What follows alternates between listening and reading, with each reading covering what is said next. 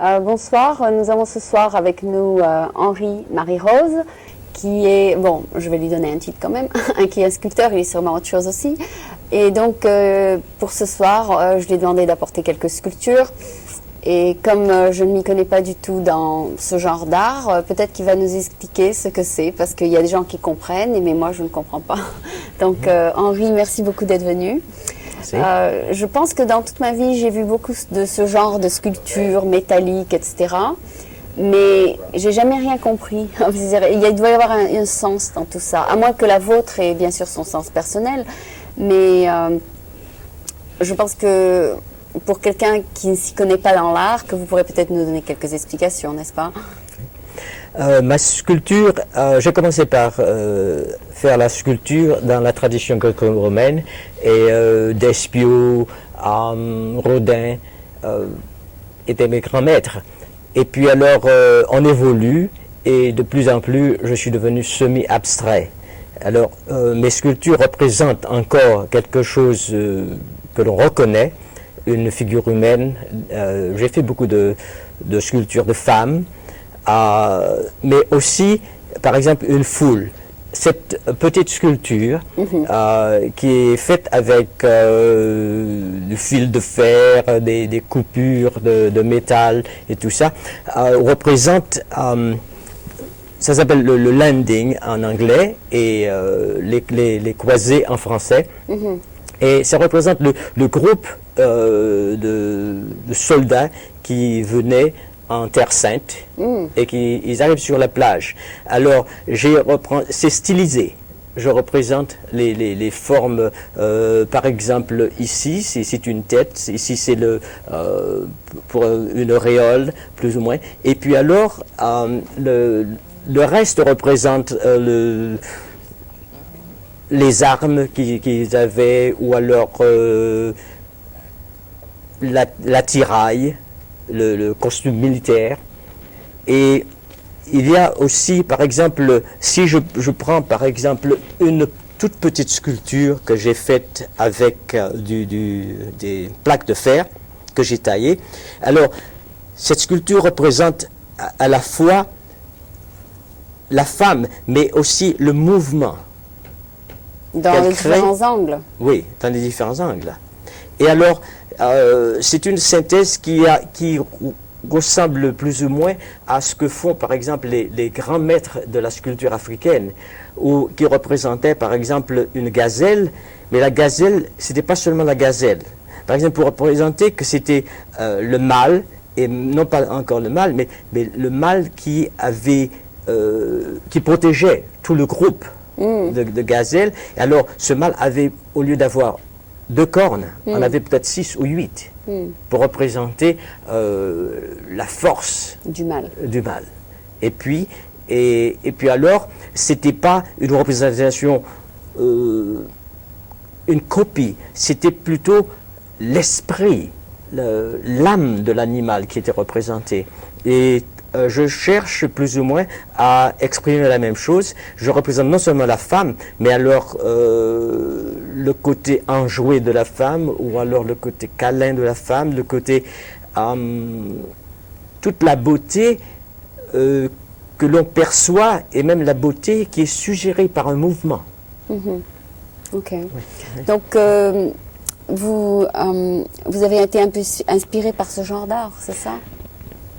J'ai été inspiré par ce genre, mais j'ai été inspiré par l'art du monde entier, parce que dans chaque pays, on ne représente pas seulement la forme, mais la plupart des artistes essaient d'exprimer quelque chose qui va beaucoup plus loin que la forme. Par exemple, certains artistes ont vu que, par exemple, la poire et la femme ont quelque chose de commun. C'est la forme, la nature se répète énormément. Ah, d'accord. Et alors, ce qui fait que très souvent, un artiste représente non seulement l'objet, mais aussi un peu plus loin. La sculpture chinoise, par exemple, une figure devient à la fois un animal et un être humain. That's true, yeah. Alors, Mais c'est pour ça aussi quand je parle justement à ce genre de personnes, par exemple les Japonais, ils disent que les Blancs c'est comme des animaux avec des yeux verts ou des trucs comme ça. Donc ils pensent toujours au côté animal, je pense. Peut-être c'est dans leur culture. C'est dans leur culture, ils l'ont fait. Il y a même parfois des sculptures ou des représentations, des peintures où on ne reconnaît même pas si c'est une personne, un animal ou une plante. Et puis alors, il y a des fleurs qui sont... C'est l'art japonais, vous voulez dire? L'art chinois, surtout. Mais l'art japonais a aussi fait la même chose. Vous êtes allé en Chine peut-être? Non. Je ne connais pas l'Orient. Je connais le Moyen-Orient, l'Afrique, la France. Quel pays avez-vous fait? L'Afrique du Nord, l'Afrique de l'Est, toute l'Afrique du Nord. Surtout le Maroc, où j'ai vécu et j'ai aussi étudié. Vous êtes donc marocain, c'est ça? Non. Je suis né à la Martinique et je viens des Antilles. Vous avez voyagé. Mais j'ai beaucoup voyagé.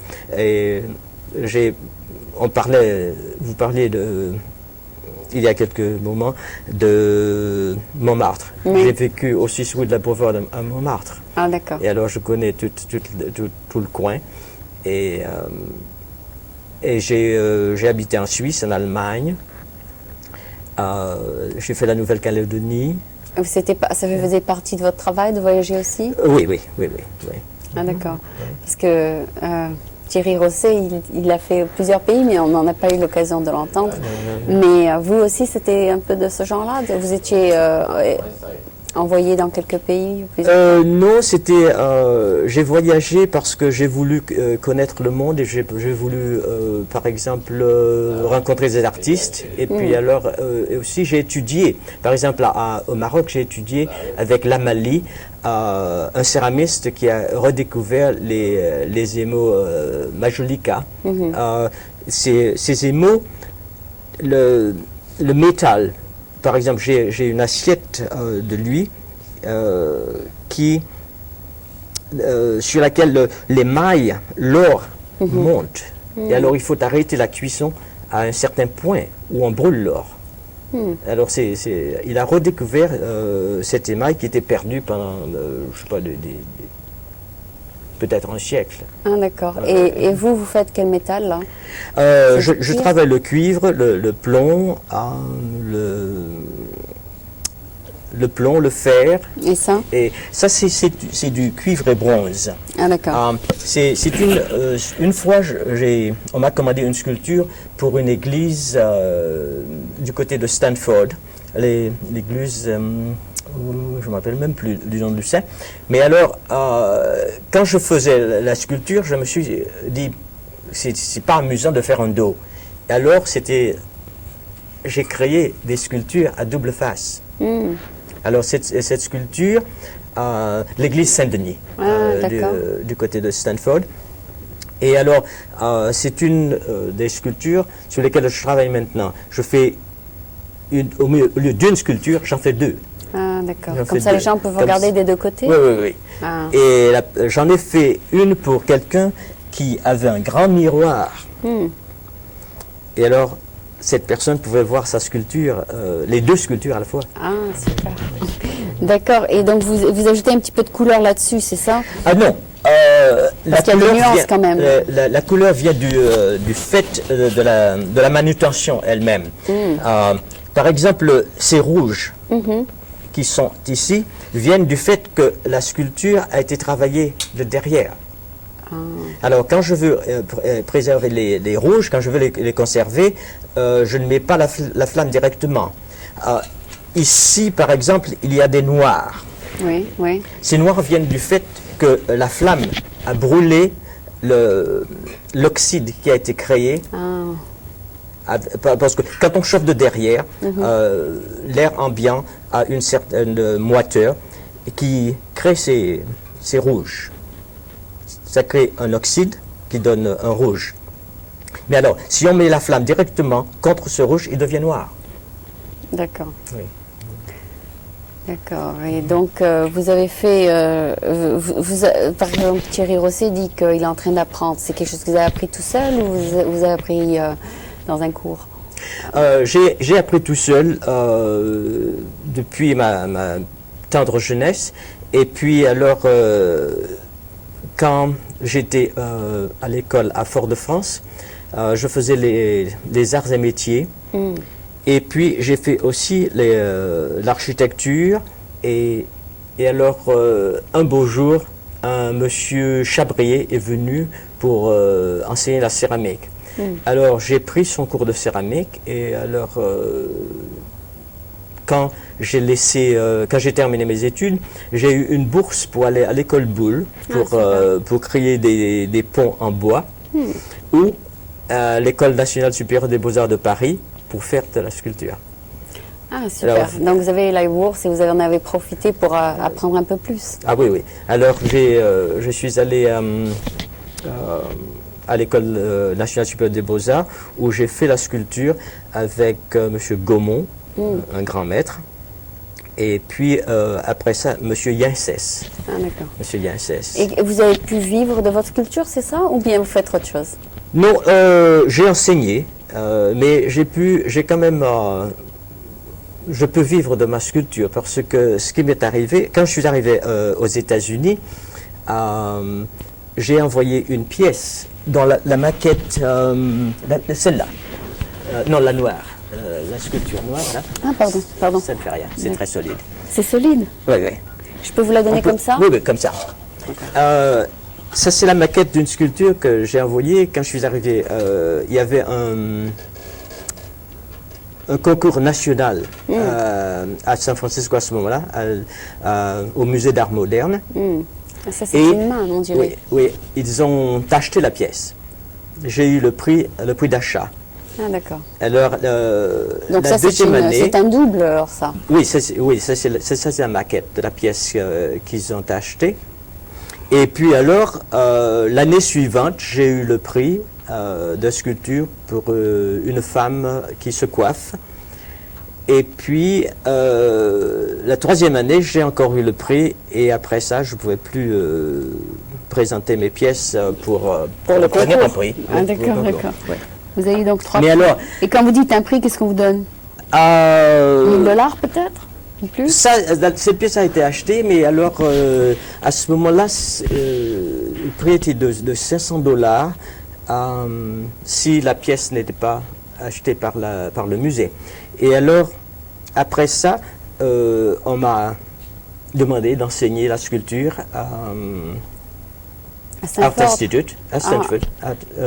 À Chestnut Street, the Art Institute. Ah, d'accord. Et c'est ce que vous faites en ce moment? Non, je travaille chez moi. Vous faites de la sculpture chez vous? Oui. D'accord. Quelquefois, je vais aider dans les écoles. Des démos? Ah, d'accord. Et donc, celle-là, vous voulez nous parler de celle-là? Celle-là, c'est Bernard l'Ermite, The Hermit Crab. Bernard l'Ermite a été fait avec un granit et j'y ai mis du cuivre, du cuivre. Ouais. Et alors c'était plus ou moins pour moi un jeu parce que le granit n'est pas hétérogène et ça se brise quand on est avec la chaleur. Alors j'ai joué avec la chaleur jusqu'au moment où ça pourrait éclater. D'accord. Et est-ce que ce genre de choses, ça se vend très bien à Sausalito? J'ai vu des galeries là-bas avec ce genre de choses. Oui. Donc, il faut. J'ai surtout travaillé avec les architectes. Ah, d'accord. Et donc, si quelqu'un veut acheter ça, vous le vendez? Ah oui, je le vendrai. Mais en général, j'ai surtout vendu mes œuvres quand j'ai eu une exposition ou alors avec des concours. D'accord. Et alors, vous mettez votre nom en bas ou en haut ou quoi? Quelquefois, j'oublie de signer. Ah, d'accord. J'ai une grande pièce, par exemple, à Clay & Jones, sur la colline. Et il n'y a pas votre nom? Et c'est pas signé. C'est pas signé. Mais c'est une pièce... Par exemple, ici, il faut mettre votre nom quelque part, au cas où vous disparaissez un jour. On ne sait jamais, on ne saura jamais... par exemple, si vous le vendez, si vous la vendez, on ne sait pas qui l'a faite, n'est-ce pas? Mais alors c'est difficile de signer sur du métal, c'est ça le problème. Ah oui, je le fais au burin. Ah bon? Au burin. Comment vous faites le nom en noir? Comme c'est ciselé, c'est ciselé. Ah bon? Ciselé. Ah, Ou alors c'est comme un engraving. Oui, oui, oui, oui, oui. Il y a sûrement une machine exactement. On peut faire ça aussi à la machine. Oui, hein. D'accord. Parce que des fois, on achète un bracelet, on met le engraving dessus, ou bien n'importe quoi d'ailleurs. On peut faire l'engraving n'importe où. Ah, oui, oui. Ça peut se faire aussi à l'acide. Par exemple, on y met de la cire, et puis alors, on enlève la cire pour chaque lettre. Est enlevé, quoi. La cire est enlevée. Et puis alors, on y met de l'acide. L'acide attaque le cuivre, et alors, c'est signé. Ah, super. Donc, ça, c'est surtout ce que vous aimez faire. Vous aimez le métal plus qu'autre chose, c'est ça? J'aime bien le métal parce que ça me permet de faire une sculpture. Par exemple, une sculpture de ce genre, si c'était coulé en bronze, je ne pourrais pas la prendre comme ça. Pas du tout. Ah, ça serait 10 fois plus lourd. Et alors, ce genre, je forme le métal, et puis alors, je fais ce qu'ils appellent le brazing en anglais. C'est un genre de soudure au bronze. Et puis alors... Mais les gens, ils comprennent ce que c'est, ça, par exemple? Oui, c'est ce qu'ils demandent. Puis, parce que cette vous sculpture... pouvez aller quelque part et trouver un bout de métal écrasé, vous dites, bon, ben, je vois ça là-dessus. Ah ça oui, aussi. oui. C'est possible. C'est comme j'ai commencé la sculpture. Ma marraine m'a ramené d'une petite île où elle passait ses vacances, un caillou, et elle a dit à quelqu'un, Henri saura quoi faire avec. Hein? Et alors je lui dis, oh, ce joli chien. Ah, parce que vous voyez quelque chose que les gens ne voient pas, Oui, c'est ça? oui, parce que une pierre vous dit déjà plus ou moins ce qu'il y a dedans. Oui, il faut vraiment savoir ce que c'est, ce qu'il y a. D'accord. Donc vous arrivez voir ce que vous pouvez faire de cette pierre, par exemple. Oui. D'accord. Donc c'est ça votre art, de deviner comment vous allez transformer cette pierre. Oui, oui, oui. Là, c'est donc, quel est le nom de ça? C'est Bernard l'Ermite, the Hermit Crab. Ah, c'est un crabe, ok. Oui, c'est un crabe. D'accord. D'accord. Et donc, est-ce que vous avez un peu fait de sculpture aussi sur du marbre, par exemple? Oui. Par exemple, maintenant, j'ai un marbre chez moi qui s'appelle la Ronde des Petits Aveugles. Ah, d'accord. Parce qu'à Paris, j'étais volontaire à l'Institut des Aveugles, et quand les enfants arrivaient, ils s'accrochaient comme ça, et puis tournaient en rond. Parce qu'ils avaient peur de tomber. Mais après quelques semaines, quand ils étaient entraînés à entendre et tout ça, ils pouvaient même danser. Donc vous leur enseignez l'art un peu? Ah oui, on leur enseignait l'art parce que quelquefois on voit beaucoup mieux avec les mains qu'avec les yeux. Donc vous pouvez donc faire des choses avec leurs mains? Oui. On leur fait toucher par exemple la chose à faire, et puis alors on leur donne la thé à glaise. Et ils le font. Et ils le font. Parce que même ceux qui ont la vue, par exemple à un certain moment, quand j'étais professeur à Art Institute, une dame n'arrivait pas à créer la pièce. Alors je lui ai dit, écoutez, fermez les yeux et touchez. D'accord. Et puis et elle a compris, elle a vu tout de suite ce qu'il fallait faire. Un peu mieux compris, d'accord. C'est intéressant. Mais essayez vous-même, vous verrez. Par exemple... Mais est-ce que vous enseignez, vous pouvez toujours enseigner, n'est-ce pas? Ah oui. Vous pouvez enseigner à Academy of Art ou des trucs comme ça? Oui. D'accord. Ou bien vous pouvez peut-être donner des cours privés comme à Thierry Rosset. Oui. Je ne sais pas si vous connaissez Monsieur Reboul. Oui. Alors, un beau jour... je l'ai rencontré la semaine dernière, d'ailleurs. Ah oui. Il m'a dit... Il parle toujours de son âge. La première chose qu'il m'a dit, c'est j'ai 74 ans. Ah il en est fier. Parce qu'il est encore vivant. Non, il a un complexe pour son âge. Ah oui? Je l'avais invité il y a 4 ans, il m'a dit je suis trop vieux. Il m'a invité il y a 2 ans, il m'a dit oh je laisse la place aux jeunes. Alors là aujourd'hui, cette semaine, j'ai dit mais le président Reagan, il a travaillé jusqu'à 76 ans, il n'y a pas besoin d'avoir un complexe. Mais il y a des gens qui veulent tout de suite mettre ça en valeur, tout de non. suite devant. Mais alors vous lui avez donné des cours, c'est ça? Oui, parce qu'un beau jour, il m'a dit, écoute Henri, je vais de ce comment que ça coûte? Là, je lui ai dit un certain prix, il m'a dit, oh non, c'est pas vrai, c'est pas possible. J'ai dit, ah oui. Et alors, je lui ai dit, écoute, je vais t'enseigner à faire de la sculpture, comme ça tu auras ta sculpture sans me payer. Toi-même. Et alors on est allé à un grand magasin. Pourquoi c'était trop cher? Il a trouvé que c'était cher. Mais alors quand nous sommes sortis du magasin, il me dit, bah merde alors, c'était pas si cher que ça. Parce que j'ai même pas commencé, ça me coûte déjà 2500 $ pour acheter le matériel. Ah bon? Ah oui. Alors, il a compris. Ça coûte aussi cher le matériel? Ah oui, oui, oui, parce qu'il a fallu acheter des cylindres pour le gaz comprimé, et puis alors il a acheté des chalumeaux, acheter le cuivre, acheter les baguettes de bronze. Plus le temps, plus les heures et les heures, n'est-ce pas? Oui. Oh non, on n'a pas encore compté les heures. Simplement le matériel et les outils. Ça lui coûtait déjà 2500 $. Qui l'a payé?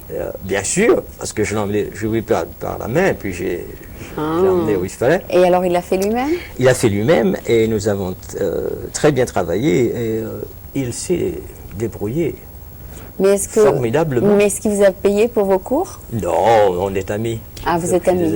Ah, d'accord. Ah, d'accord, mais non, mais il est riche, vous pouvez lui demander. Ah oui.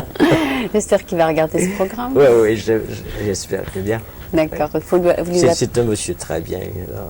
D'accord. Bon, donc vous faites de la sculpture, et qu'est-ce que vous faites d'autre de beau? Enfin, vous êtes... Je fais de la sculpture, je fais de la peinture, je taille les pierres semi-précieuses, je fais un peu de bijouterie. Ah d'accord. Oui, et puis, ça vous occupe toute la journée alors? Ah oui, tout le temps. Vous avez toujours quelque chose à faire alors? Tout le temps. Mais alors tout ce que vous faites est créatif finalement? Oui. Il n'y a personne qui vous dit faites ci et ça? Non. Et puis alors, ce que j'ai fait, j'ai un peu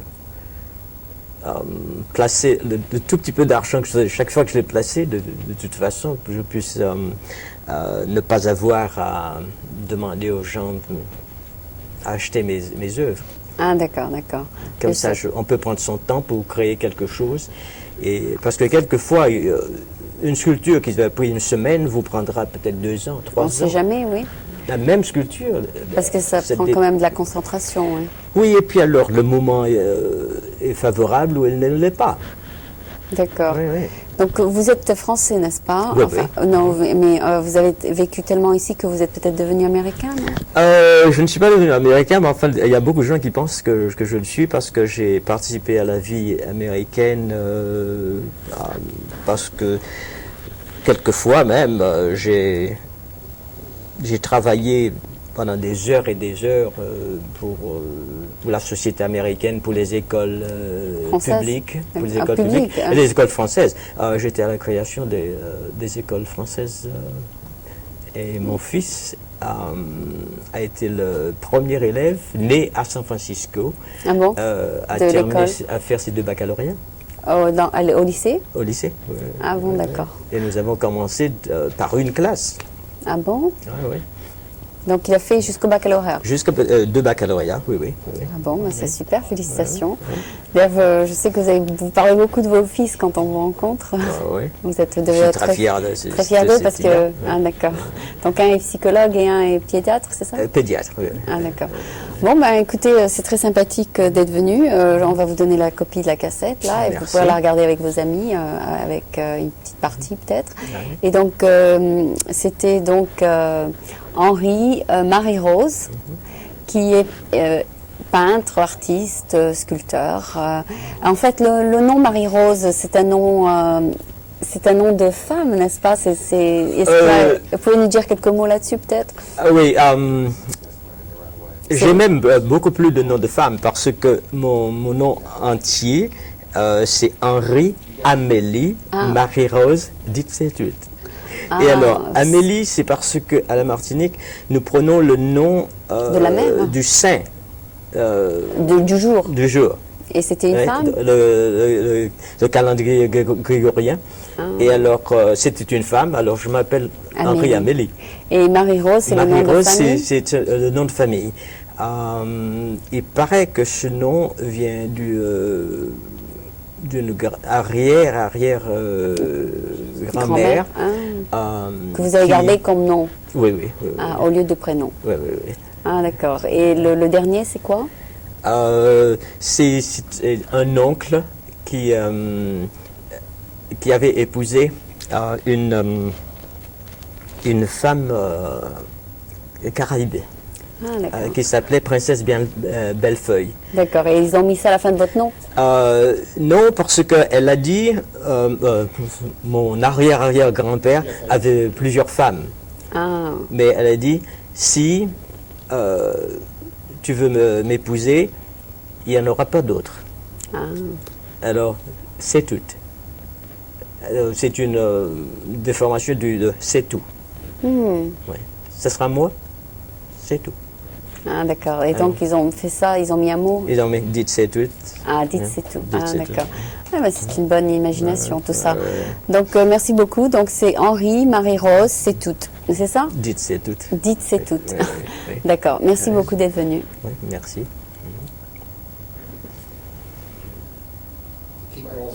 Keep going. Ok, non, ils vont Alors- faire juste filmer sans enregistrer la voix. Ah oui. Alors, Alors, je vais La vous donner la prochaine fois, cassette peut-être. parce que Thierry a le magnétoscope. Ah oui, oui, oui. Donc, vous pourrez vous mettre les trois à regarder. Oui, oui. Parce que d'accord. il y a elle, Janine, vous et lui. Oui. C'est pas monté, mais c'est Il le est charmant, brut. hein. C'est le brut. Il est vraiment charmant. Oui, oui, il est Je sympa. le connais depuis quelques années, mais on s'est un peu perdu. Ouais, d'accord.